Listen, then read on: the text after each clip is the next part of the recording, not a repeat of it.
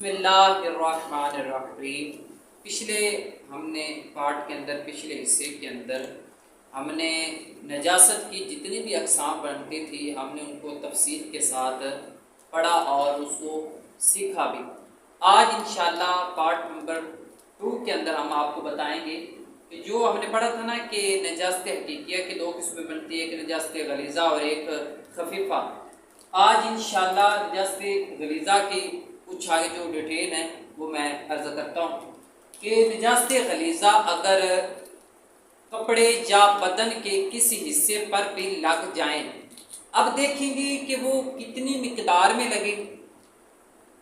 اب اس کو دھونا فرض ہے یا سنت ہے یا واجب ہے۔ اب یہ والی جو ڈیٹیل ہے انشاءاللہ وہ آج ہم پڑھیں گے۔ اس کی بنتی ہے 3 صورتیں۔ یہ بات ذہن میں رکھیے گا کہ نجاست غلیظہ کے حوالے سے ہم بات کریں گے، کیونکہ نجاست خفیفہ جو ہوتی ہے اس کا حکم الگ ہے، اس کی صورتیں بھی الگ بنتی ہیں۔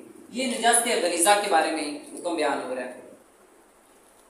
اگر تو 1 درہم سے زیادہ کپڑے یا بدن پر غلاظت لگ گئی ہے، نجاست لگ گئی ہے، تو اب اس کو دھونا فرض ہے۔ اگر بے پاک کیے نماز پڑھی تو آپ کی نماز نہیں ہوگی۔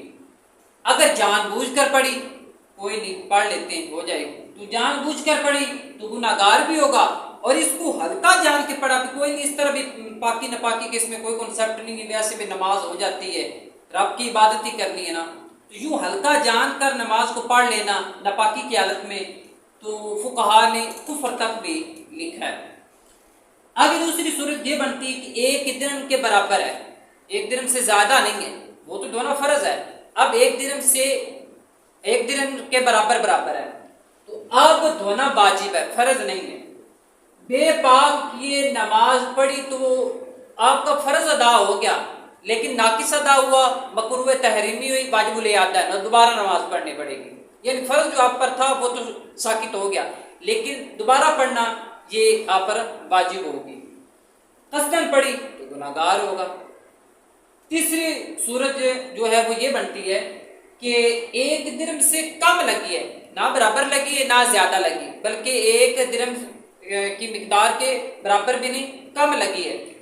اب دھونا اس کو سنت ہے، یعنی کپڑے کو یا بدن کے کسی بھی حصے پر لگی ہے تو اب دھونا سنت ہے۔